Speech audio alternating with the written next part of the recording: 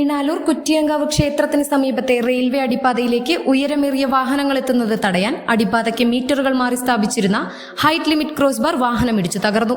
അതേ തുടർന്ന് അത്താണി മിണാലൂർ റൂട്ടിൽ ഏറെ നേരം ഗതാഗത തടസ്സം നേരിട്ടു. സ്ഥലത്തെത്തിയ റെയിൽവേ പോലീസും നാട്ടുകാരും ചേർന്ന് ഒടിഞ്ഞുവീണ ക്രോസ് ബാർ എടുത്തു നീക്കി ഗതാഗതം പുനഃസ്ഥാപിച്ചു. അപകടത്തിൽ ആർക്കും പരിക്കില്ല.